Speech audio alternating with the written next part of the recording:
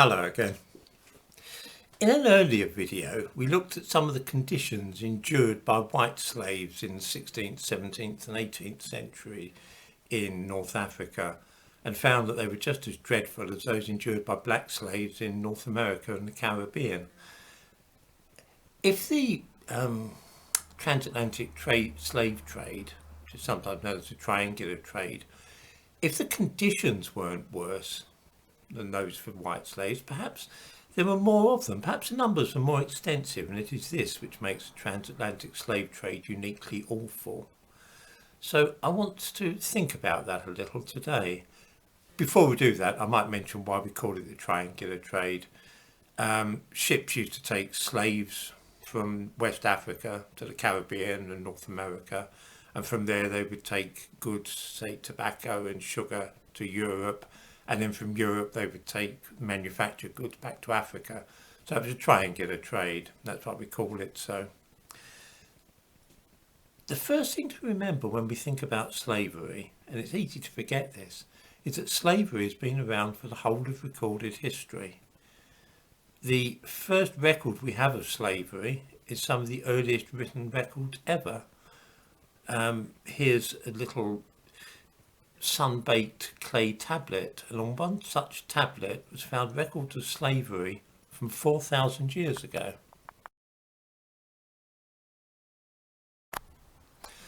Slavery is the nearest thing to a universal practice throughout almost the whole of recorded history. We find it in North and South America, we find it in Africa, Europe, Asia, including China and India. It's all over the place.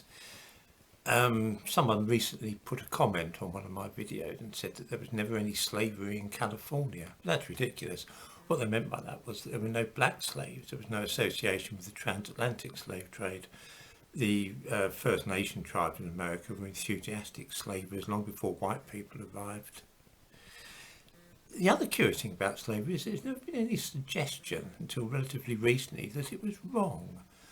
I mean, theft and murder have been fairly common practices, but everybody acknowledged that theft and murder are bad things to do.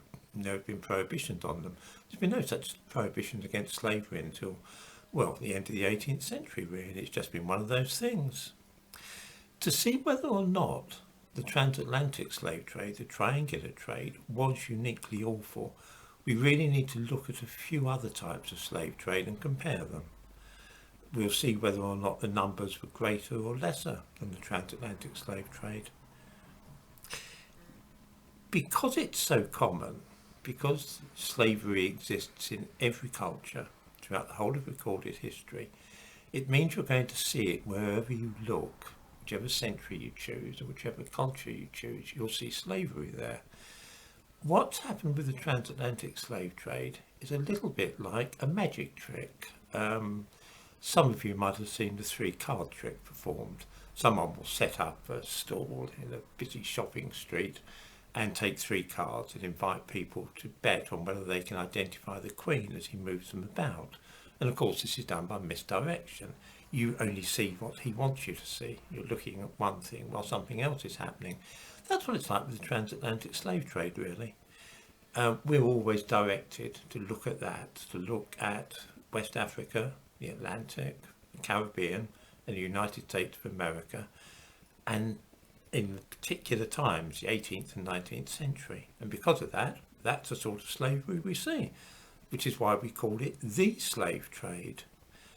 If we look elsewhere, and if we look at different times, we're going to see other slavery. Some of it will be worse, some of it will be better than the transatlantic slave trade. That's what I want to do in this little video now.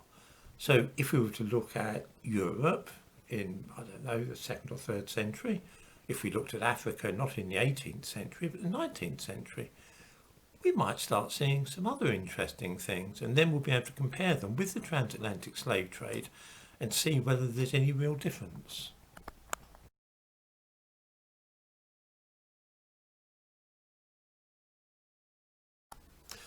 Those pictures aren't from the Atlantic slave trade at all. They're from the Roman Empire. I thought we might look at the Roman Empire in the 2nd century AD. particularly looking at Europe. Now, the Roman Empire covered a huge area at that time, all of Southern Europe, Western Europe, Eastern Europe, right up into Russia and the Ukraine, along through Turkey, the Middle East, Syria, Iraq, Israel, Egypt, the whole of North Africa. That was all part of the Roman Empire. There were about 60 or 70 million people in it. And of those people, about 1 in 6 or 1 in 7 were slaves, which meant that at its height, the Roman Empire had 10 million slaves, which, by the way, compares in most interesting way with North America at the time of the American Civil War, where there were only 3 million slaves. Okay, the interesting thing now is that in North America, slaves had a fairly decent life expectancy for the time. A slave on a southern plantation might reasonably expect to live to late 30s. This meant that they had children, they were effectively breeding, they were producing new slaves. The slave population could be maintained without importing other slaves, so their children were born into slavery and became slaves as well. It didn't happen in the Roman Empire for the simple reason that the life expectancy of a Roman slave was 17 years of age. There was no time for them to breed, to have children that would become slaves. All the slaves had to be imported from outside, and that meant that every year the Roman Empire needed to get hold of 500,000 slaves. They came almost always from Northern Europe, from outside the Roman Empire, from Germany, Scandinavia, parts of Russia and so on.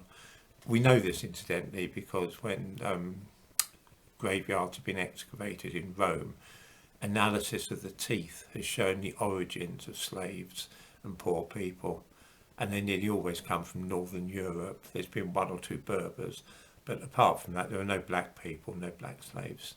They were all white. Okay, if we have 500,000 slaves seized each year and traded, that would give us, well, in 25 years, that would give us 12.5 million slaves. Now this is interesting because the 12.5 million slaves that people often mention in connection with the Atlantic slave trade, they were transported across the Atlantic over the course of 250 or 300 years. The Roman Empire was dealing in that number of slaves in just 25 years. In other words, it was 10 times as extensive as the transatlantic slave trade, which is very curious indeed, really. However, you might reasonably object that the Roman Empire was a long time ago, far longer ago than the transatlantic slave trade. Let's look at another part of the world, in the same continent, in Africa, after the end of the transatlantic slave trade. Let's look for a moment now, instead of looking at West Africa and the Atlantic, let's look at East Africa.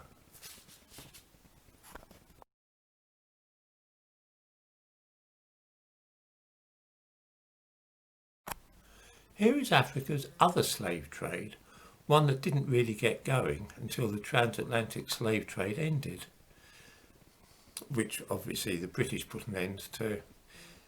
The East African slave trade was operated almost entirely by Africans themselves, and they did it to feed the Arab slave trade market. There was an inexhaustible demand for slaves in the Arab countries in the 19th century. It's been estimated that 100,000 slaves a year were exported from East Africa to the Middle East and Zanzibar, which would mean that, okay, 100,000 a year, 1 million in 10 years, that would mean over the course of the 19th century we're talking about something like 10 million slaves, which is comparable with the number in the transatlantic slave trade. Of course, at one time, this sort of thing was widely known in Britain. I mean, children used to read books mentioning this slave trade. Here's a Ladybird book about Dr. David Livingstone. That mentions his fight against the black slave trade in Africa, the East African slave trade.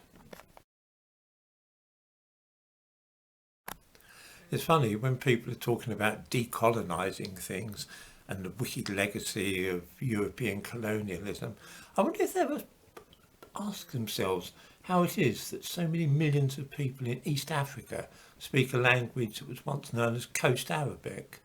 I'm talking about Kiswahili, which used to be written in Arabic script and contained many Arabic words. I wonder if they ever asked themselves why the main city of Tanzania is called Dar es Salaam, which is an Arab name. Probably they don't, because it's not the sort of colonialism that it's fashionable to think of.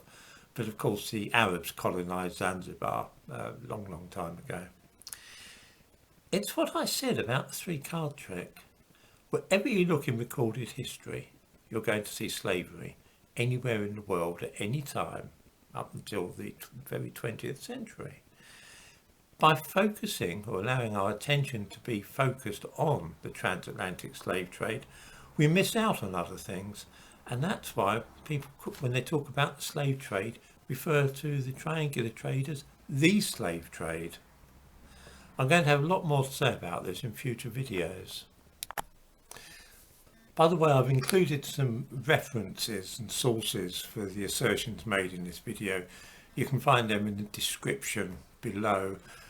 It might mean that you have to actually look at books and academic journals to check things out rather than just using the internet.